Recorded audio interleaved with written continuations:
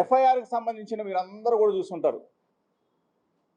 అసలు ఆ ఎఫ్ఐఆర్కి సంబంధించిన కంటెంట్ని ఒకసారి మీరు కూడా చూస్తే మత మార్పిడి అంటే ఎంత ఘోరమైన. నా భార్య బైబిల్ చదివితే తప్ప అని అడుగుతాం. యేసుక్రీస్తు బోధనలు వింటే తప్ప అని అడుగుతా ఉన్నాం.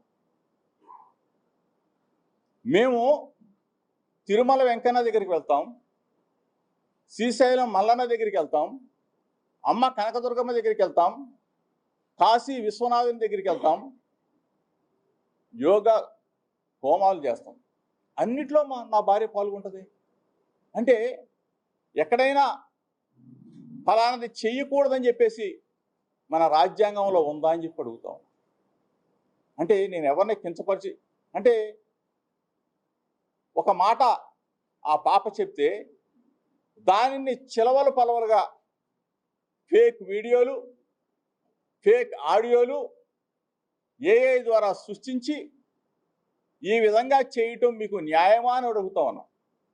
మానసిక క్షోభ గురి చేసి వ్యాపారం చేసి ఆ వ్యాపారంతో అన్నం తినటం మీకు ధర్మమా అని అడుగుతా ఉన్నా.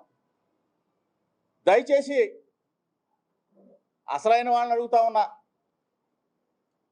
ఐటిడిపి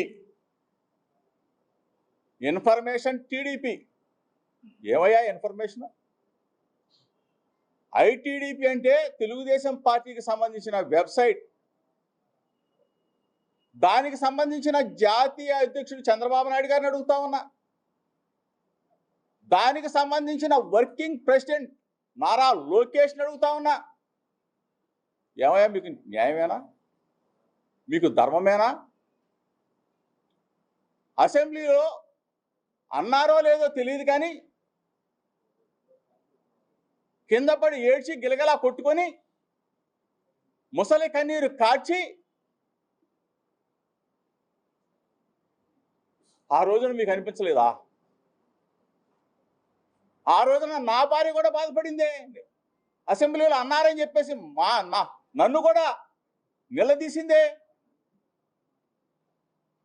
ఇంత ఘోరంగానా? ఐటిడిపి మీ చెప్పు చేతుల్లో ఉన్న ఐటిడిపి చంద్రబాబు నాయుడు గారు, లోకేష్ సమాధానం చెప్పాలా?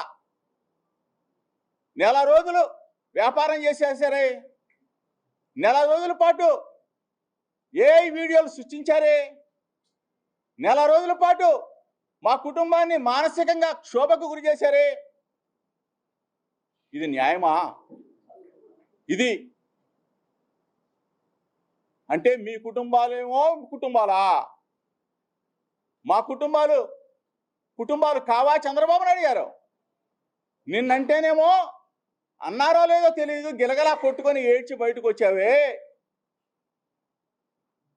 మేము దయచేసి అడుగుతా ఉన్నా, ఐటిడిపి ద్వారా వ్యాపారం చేశారే, ఐటిడిపి ద్వారా తెలుగుదేశం పార్టీ ద్వారా కొన్ని ఛానల్స్ని హైర్ చేసుకున్నావే.